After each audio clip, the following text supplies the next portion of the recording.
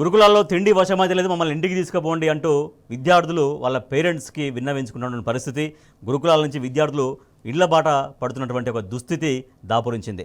మంచిర్యాల నుంచి మా ప్రతినిధి ఉమేష్ మరింత సమాచారం అందిస్తారు. ఉమేష్, మంచిర్యాల జిల్లా వ్యాప్తంగా గురుకుల వ్యవస్థ పరిస్థితి ఎట్లా ఉంది? అక్కడ విద్యార్థులకు అందుతున్నటువంటి సౌకర్యాలు ఎట్లా ఉన్నాయి? వాళ్ళు ఎందుకు ఇంటి బాట పడుతున్నటువంటి పరిస్థితి? Good evening Rajesh. మొత్తంగా దాదాపు 2014 నుంచి 2023 వరకు, అంటే దాదాపు 10 సంవత్సరాల బీఆర్ఎస్ పాలనలో దేవాలయాలుగా వెళ్ళిన గురుకులాలు, ప్రభుత్వ గురుకులాలు కానీ ఆశ్రమ పాఠశాలలు కానీ కేవలం కాంగ్రెస్ ప్రభుత్వం వచ్చిన తర్వాత ఏడాది కాలంలోనే అస్తవ్యస్తంగా వాటి నిర్వహణ మారిందని చెప్పవచ్చు. మొత్తంగా మంచిర్యాలతో పాటు అటు కొమరం ఆసిఫాబాద్ జిల్లాలో కూడా దాదాపు 3 ఘటనలు ఘటనలో దాదాపు ఒక విద్యార్థిని అస్వస్థతో కొమరం ఆసిఫాబాద్ జిల్లా వాంకిడి ప్రభుత్వ ఆశ్రమ గురుకుల పాఠశాలలో అక్టోబర్ 30వ తేదీన ఏదైతే ఫుడ్ పాయిజన్ ఘటనకు సంబంధించి దాదాపు 64 మంది విద్యార్థినులు అస్వస్థకు గురయ్యారు. అయితే వారిని ఉటావుటిగా అక్కడ ఏదైతే ఆసిఫాబాద్ తో పాటు అటు కాగజ్ నగర్ ప్రభుత్వ ఆసుపత్రికి ఉటావుటిగా ఆశ్రమ పాఠశాల సిబ్బంది తరలించారు. దానిలో దాదాపు 6గురికి తీవ్ర అస్వస్థ ఉండడంతో వాళ్ళకి అక్కడి నుంచి మంచిర్యాల ప్రైవేట్ ఆసుపత్రికి తరలించారు. అందులో 2 హైదరాబాద్ నిమ్స్ కు తరలించారు. అక్కడ దాదాపు 20 రోజుల పైగా చికిత్స పొంది శైలజ అనే 9వ తరగతి విద్యార్థిని నవంబర్ 20వ తేదీన మృతి చెందింది. మొత్తంగా అటు ఆ ఘటనతో కూడా రాష్ట్ర వ్యాప్తంగా కూడా సంచలనంగా మారింది.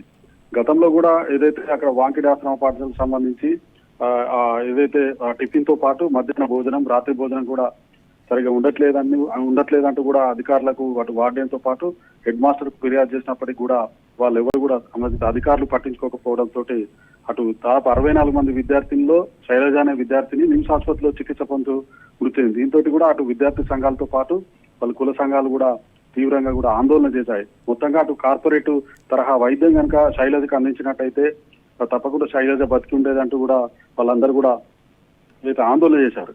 దాంతో పాటు ఏదైతే అటు మంచిర్యాల అటు వాంకిడి ఘటన మరొక ముందే నవంబర్ 6వ తేదీన మంచిర్యాల జిల్లా కేంద్రంలోని సాయికుంటలో గల ప్రభుత్వ గిరిజన బాలికల ఆశ్రమ పాఠశాలలో కలుషిత ఆహారం తిన్న ఘటనలో దాదాపు 12 మంది విద్యార్థులు అస్వస్థకు గురయ్యారు. వారిని ఉటావుట్న మంచిర్యాల జిల్లా కేంద్రంలోని ప్రభుత్వ ఆసుపత్రికి గురుకుల సిబ్బంది తరలించారు.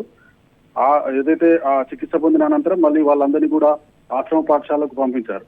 అదే 2 రోజులు గడవక ముందు, అంటే నవంబర్ 8వ తేదీన మళ్ళీ అదే ఆశ్రమ పాఠశాల నుంచి 2 విద్యార్థులు తీవ్ర అస్వస్థకు గురయ్యారు. ఈ ఘటనకు సంబంధించి కూడా మనం మొత్తంగా చూసుకోవచ్చు. అటు ఏదైతే గురుకులాలతో పాటు ఆశ్రమ పాఠశాల నిర్వహణ కూడా అటు ఉన్నతాధికారులతో పాటు ఏదైతే సంబంధిత ఆశ్రమ సిబ్బంది కూడా వాటి నిర్వహణ గాలికి వదిలేశారని చెప్పవచ్చు. అలాగే డిసెంబర్ 20వ తేదీన కొమరం ఆసిఫాబాద్ జిల్లా కేంద్రంలోని జనకాపూర్ లో గల ప్రభుత్వ బీసీ బాలికల వసతి గృహంలో మధ్యాహ్న భోజనం చేసిన తర్వాత తీవ్ర అస్వస్థతతో బిఎడ్ ద్వితీయ సంవత్సరం చదువుతున్న వెంకటలక్ష్మి అనే విద్యార్థిని తీవ్ర అస్వస్థకు గురైంది.